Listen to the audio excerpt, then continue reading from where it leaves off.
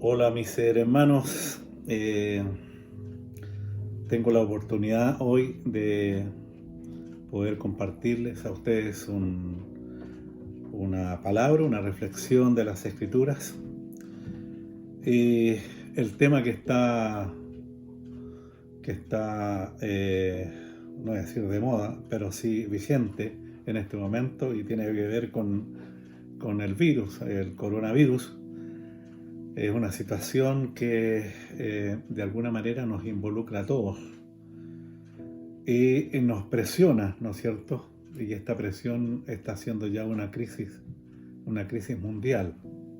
En otras palabras, tanto en el mundo como en la iglesia estamos experimentando la presión de esta situación. Tal vez alguien pueda discrepar al respecto diciendo que estamos en un mundo donde vamos a vivir todo tipo de circunstancias. Y es cierto, estamos en el mundo y muchas veces decimos también que no somos del mundo.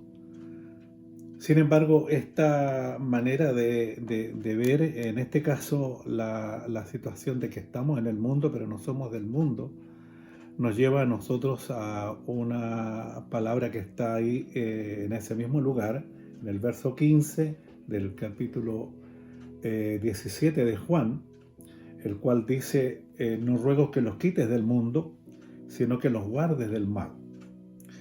El mal lo vamos a tener siempre, va a estar por todo lugar y en diferentes etapas de nuestra vida. Ahí lo vamos a encontrar, el mal, las situaciones que nos van a afligir. Y yo creo que el coronavirus no es un bien, sino un mal que puede afectar nuestra integridad física y además conducirnos a estados de ansiedad por las incertidumbres que esto nos puede presionar y nos puede hacernos sentir inseguros en la vida, ¿no es cierto?, que estamos viviendo. Pero claro, seguro algunas personas pueden pensar, bueno, ¿y qué pasa con la fe? Es muy espiritual, ¿no es cierto?, pensar que la fe no nos va a servir o sí puede servirnos en tiempos de dificultad. Es cierto que la fe es necesaria y la fe tenemos que aplicarla en diversas situaciones, pero no podemos entrar en el espacio de pensar que somos súper espirituales y que tenemos una súper fe, que a nosotros no nos va a pasar nada. Eso sería especular, porque en el mundo, tanto la iglesia como la gente que no conoce al Señor, estamos expuestos, ¿no es cierto?, a este virus, y tenemos que hacer las cosas tal cual la Biblia o la palabra de Dios nos habla. En el Salmo 91, en los primeros 2 versículos, podemos ver cómo Dios habla a través del que escribe este salmo, que yo aprecio, que es el rey David, quien escribió el Salmo 91, y lo escribió por una situación que él mismo experimentó. Siendo rey de Israel, él experimenta también una situación muy similar, muy parecida a la que nosotros hoy día estamos viviendo. El Salmo 91, en los primeros 2 versículos, dice: el que habita al abrigo del Altísimo morará bajo la sombra del Omnipotente. Diré yo a Jehová, esperanza mía y castillo mío. Entonces decía que este salmo fue escrito por el rey David, a quien se le atribuye la autoría de este salmo, y es porque él vivió una experiencia, y esta experiencia la encontramos en otro pasaje en 2 de Samuel, en el capítulo 24, y quiero leerlo porque es importante tener esta referencia también para poder situarnos bien en la escritura y lo que quiere decir acá. 2 de Samuel 24, verso 15. Y Jehová, dice, envió la peste sobre Israel, desde la mañana hasta el tiempo señalado. Y murieron del pueblo desde Dan hasta Beerseba 70.000 hombres.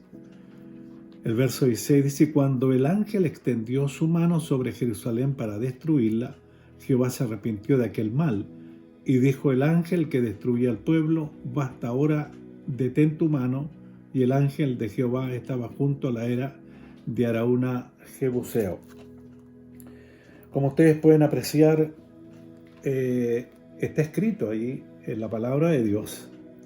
Y David pasó por esta situación, una situación bien difícil donde murió mucha gente.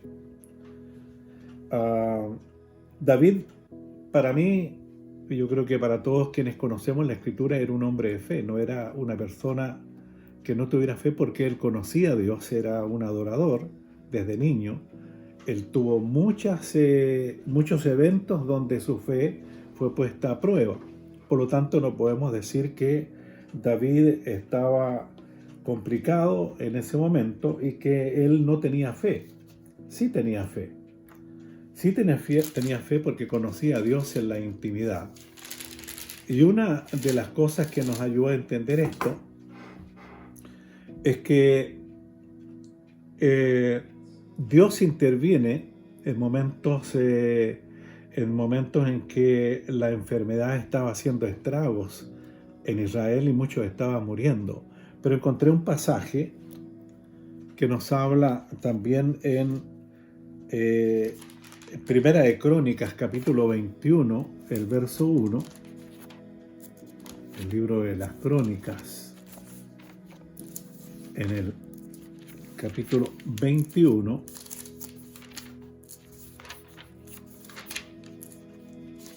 y dice: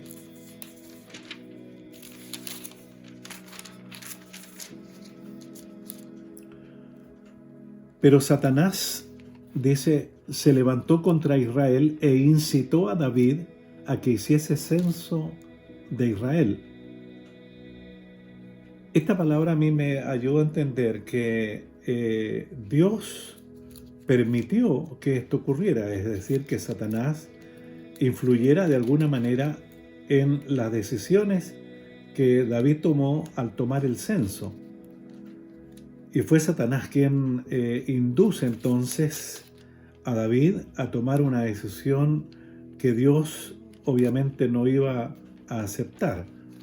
Entonces, cuando nosotros vemos una situación como esta, vemos también al enemigo involucrado, lo cual nos lleva a pensar que Dios permite muchas veces que cosas ocurran. No siendo Dios directamente, pero Dios permite que las cosas ocurran. Algo parecido a lo que está ocurriendo en este tiempo. Yo no creo que sea Dios la persona que está enfermando. Yo no creo que sea Dios quien está enviando este mal a la tierra.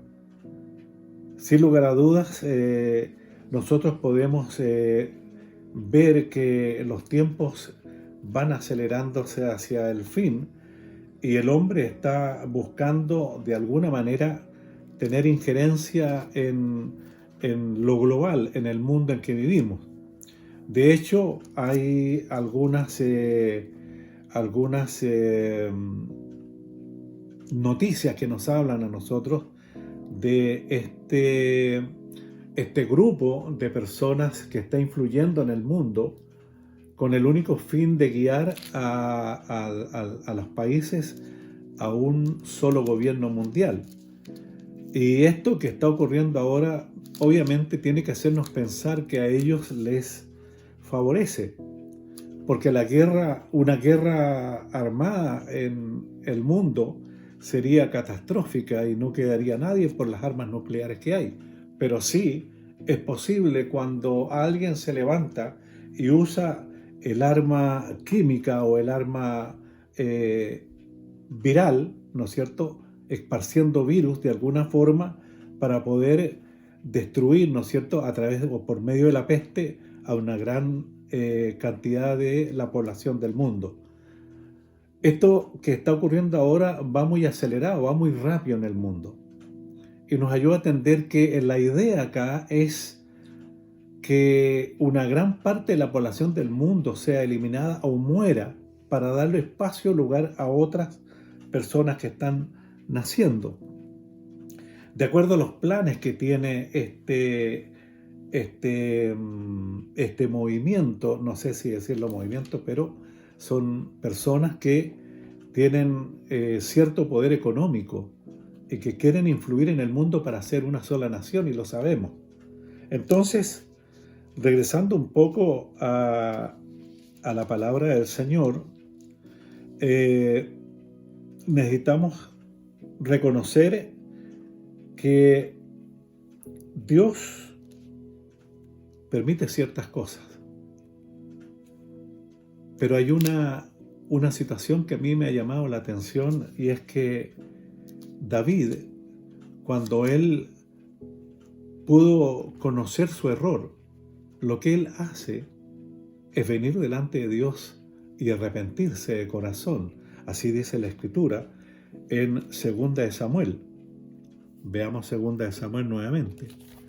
2 de Samuel, después de censar al pueblo, David viene al Señor, viene a Dios y se arrepiente de lo que había hecho. Esto nos ayuda a reflexionar porque es necesario. Dice así la palabra del Señor en el capítulo 24, verso 10. Después que David hubo censado al pueblo, le pesó en su corazón. Y dijo David a Jehová: yo he pecado gravemente por haber hecho esto. Mas ahora, oh Jehová, te ruego que quites el pecado de tu siervo, porque he hecho muy neciamente. Esto es importante. En este tiempo, yo creo que David de alguna manera nos ayuda a pensar en esta hora cuál es la responsabilidad de la iglesia frente a lo que estamos viviendo hoy día. Si bien es cierto, la iglesia no es responsable frente a lo que está ocurriendo, porque en lo natural no es responsable por lo que está ocurriendo, pero sí en lo espiritual. La iglesia está en la tierra con un fin, un propósito. El Señor, cuando estaba con sus discípulos, les dijo: vosotros sois la sal de la tierra y la luz de este mundo.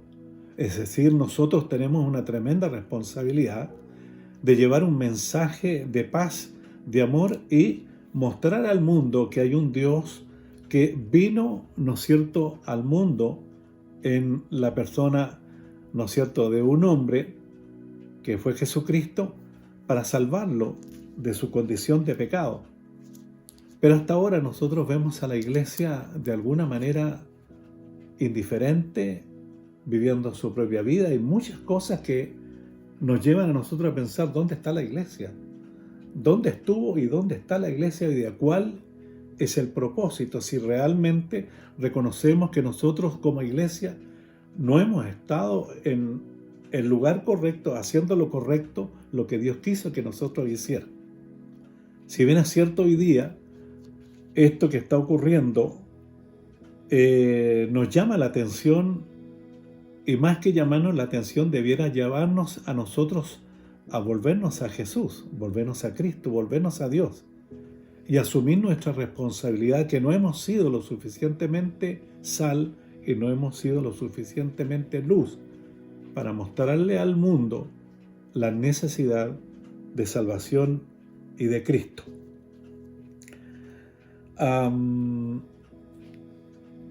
Otra de las cosas que yo veo acá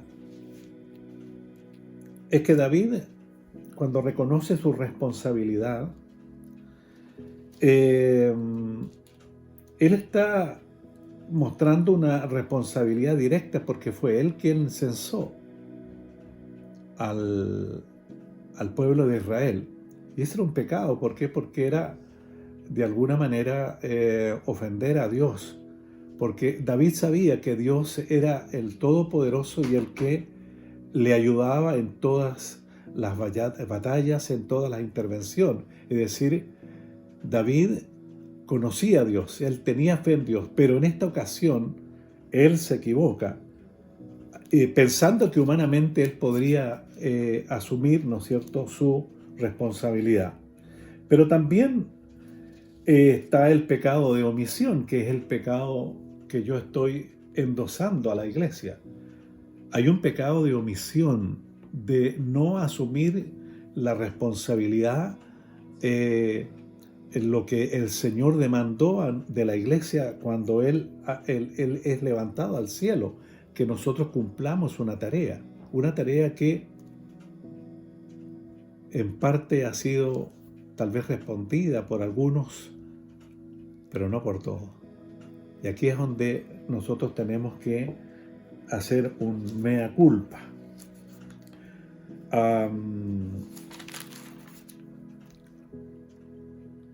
¿Qué hizo David? Esa es la pregunta. ¿Qué tenemos que hacer nosotros? Pero ¿qué fue lo que hizo David? En el mismo capítulo, David, en el capítulo 24 de 2 de Samuel, verso 25, nos dice que David se levantó y fue a preparar un altar para Dios. Esto quiere decir que David levanta un altar para Dios, para aplacar la ira de Dios, para que Dios pudiese responder favorablemente ante tanta muerte. ¿Qué haremos nosotros? Es la pregunta. ¿Seguiremos viviendo nuestra propia vida al margen, asistiendo de vez en cuando a los servicios en la congregación y luego seguir viviendo nuestra vida ausente de lo que está pasando afuera? ¿No es tiempo para levantar un altar a Dios, devolvernos a Él, de clamar por lo que está ocurriendo afuera? ¿No fue esto lo que hace David en ese momento, habiendo sido él causante de algo? Y nosotros tal vez causante, ¿no es cierto?, por omisión, porque no estamos nosotros provocando esto, pero hemos omitido algo, no hemos hecho lo correcto. Dice así en 2 Samuel, verso 25 del capítulo 24.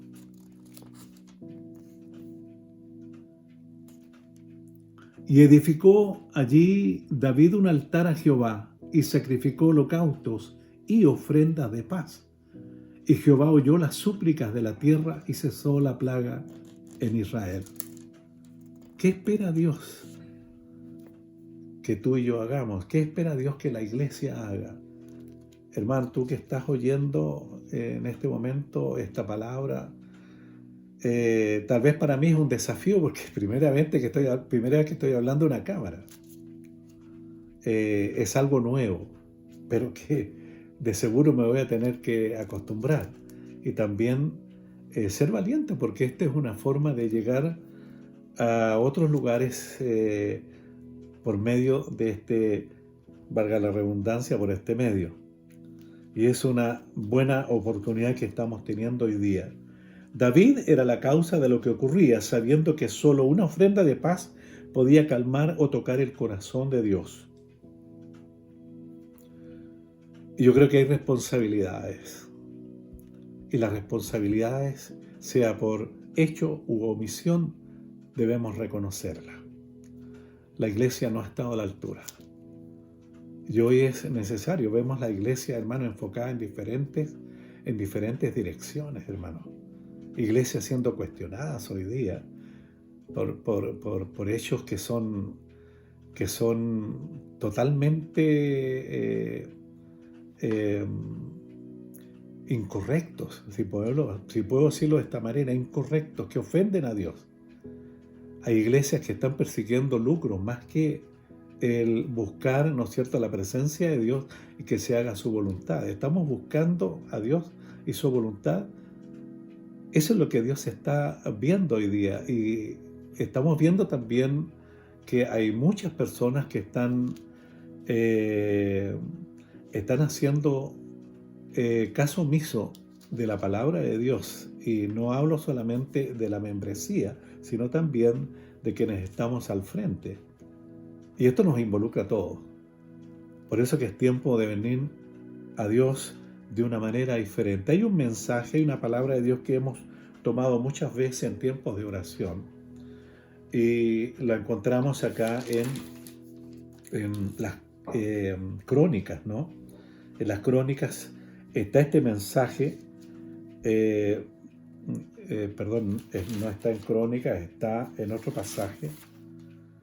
Lo estuve buscando hace un momento atrás. Y dice en 2 Crónicas, ¿sí? En el Crónicas 1, 7:14.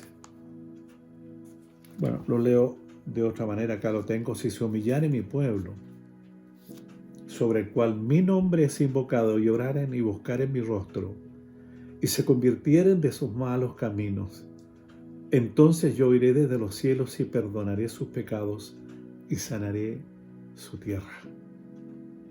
Dios está siempre dispuesto. Él nunca va a rechazar a aquel que viene con un corazón humilde, humillado, reconociendo sus faltas. Y yo estoy convencido, estoy seguro que Dios está esperando esto de la iglesia. No estoy hablando de una congregación específica, estoy hablando de la iglesia a nivel mundial. Porque hay de todo en la iglesia, hermano. Pero lo que menos hay es la voluntad de doblar rodillas, de humillarnos delante de Dios, reconocer nuestras faltas. Esto tiene que ocurrir no mañana, esto es hoy. Hoy día es el tiempo. Hoy es el tiempo de volvernos a Dios, de clamar a Dios, de levantar altares. Si no podemos estar juntos en una congregación en nuestras casas, ponernos a orar, tener un tiempo de oración, de búsqueda de Dios, de humillación, y pedirle a Dios que Él se vuelva a nosotros con su favor, que su poder, porque así como dice en el Salmo 91, donde David busca a Dios allí y lo manifiesta de esta manera, y con esto quiero terminar, lo manifiesta de esta manera. Es un salmo maravilloso que muchas veces la gente solamente lo lee, pero no lo aplica. Hoy el mundo está buscando esperanza. Todos nosotros buscamos esperanza, queremos confiar en alguien.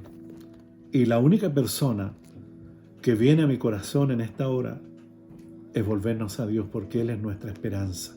No hay esperanza fuera de Él. El que habita al abrigo del Altísimo, está hablando de habitar, morará bajo la sombra del Omnipotente. Diré yo a Jehová, esperanza mía y castillo mío. ¿Dónde está su esperanza? ¿Dónde está nuestra esperanza como iglesia? ¿Dónde está la esperanza de todos aquellos que hoy día están siendo afectados por esta enfermedad, por este virus, por esta tragedia, por esto que está aconteciendo en el mundo, que yo creo que angustia a muchos, hermanos? Hoy día hay mucha gente que está en desánimo, que está desesperada. Lo vemos en los hospitales, los enfermeros cómo trabajan y no pueden contener tanta necesidad, no solamente de los enfermos, sino de la familia. Aquí hay algo, hermanos, que nos tiene que llevar a pensar en este Dios maravilloso que hoy día nos da la posibilidad. Y ya David nos muestra cuál es el camino. Volvernos a Dios, reconocer nuestras faltas, doblar rodillas, humillarnos delante de Él, que ya no es con fuerza, sino con su ayuda. Es Dios nuestra esperanza. Él es la única esperanza. Él es nuestro castillo fuerte, nuestra roca. En Él sí podemos confiar. Mi Dios, dice David, ¿en quién confiaré? ¿Estamos dispuestos? ¿Estás dispuesto tú, hermano, a entrar en este nuevo mover de la iglesia? Porque esto es una nueva etapa. Frente a esta situación, la iglesia está siendo forzada a entrar en una nueva dimensión, la dimensión del Espíritu. Y cuando tú eres una persona del Espíritu, estás siendo presionado por la palabra de Dios, a disponer tu corazón y decir: Señor, yo creo en ti, yo creo que tú tienes el poder, tú tienes la autoridad, tú puedes cubrirnos, tú puedes sacarnos de este mal. Y yo estoy convencido que Dios nos va a oír y nos va a responder. ¿Estamos dispuestos? Hay una palabra en Apocalipsis, con esto termino. Apocalipsis capítulo 5, verso 8. Dice esta palabra en Apocalipsis capítulo 5, verso 8. Que nuestras oraciones, hermanos. Capítulo 5, verso 8. Dice así, en el verso 8. Y cuando hubo tomado el libro, los 4 seres vivientes y los 24 ancianos se postraron delante del Cordero. Todos tenían arpas y copas de oro llenas de incienso, que son las oraciones de los santos. Ustedes saben, los ancianos representan a la iglesia en el Apocalipsis. La iglesia cuyas oraciones estaban allí en esas copas de oro que estaban siendo presentadas por los ancianos. Tu oración y mi oración, la oración de la iglesia, hermanos, estará contenida en aquel día, las veces que tú oraste, las veces que te dirigiste a Dios, las veces que intercediste por otros, como hoy lo vamos a hacer por el mundo en el cual nosotros nos encontramos y de tanta necesidad. Hermanos, hoy es un día de doblar rodillas, hoy es un día de venir a los pies del Señor, no en orgullo, sino en humildad y humillación, porque eso es lo que Dios espera de su iglesia. Dios recibe al humilde, pero al orgulloso lo mira de lejos. Quiero orar por ustedes. Padre, en el nombre de Jesús, te doy gracias en esta hora por esta palabra. Señor, gracias porque tú me has permitido hoy comunicar, Señor, esta verdad. Una palabra sencilla, pero que nos hace sentido en un tiempo tan complicado como el que estamos viviendo. Señor, gracias porque aprendemos de David y de la situación que pasó en su tiempo. Señor, cómo murieron tantas personas. Pero, Señor, cuando la sabiduría es parte, Señor, o se hace carne en la vida de una persona que reconoce, Señor, lo que debe hacer, es lo que hoy día estamos pidiendo hoy día. Que la sabiduría, que tu palabra, Señor, influya en nuestra vida de una manera potente, con poder, con fuerza, que tu Espíritu Santo grave en nuestro corazón, que somos responsables, Señor, de nuestra labor de interceder, de orar y de ser la iglesia que es luz y sal en un mundo tan necesitado como el de hoy. Señor, que mucha gente hoy día pueda apreciar que la iglesia está tomando su lugar, que está cumpliendo su rol, Señor, no solo encerrado, Señor, en las congregaciones, sino también dándose a conocer a través de las redes sociales de una manera diferente. Bendigo a mis hermanos, Señor, guárdanos, Señor, guarda tu iglesia, presérvanos, Señor, con salud y bien para poder cumplir nuestra labor, que la gente pueda ver en la iglesia, Señor, a una iglesia que es verdaderamente tu iglesia, la iglesia que tú dejaste, la iglesia santa que camina en poder, Señor, en el nombre de Jesús. Te doy gracias por tu bendición sobre todas aquellas personas que verán, Señor, y oirán este mensaje. En el nombre de Jesús. Amén y amén. Bendiciones para ustedes, mis queridos hermanos.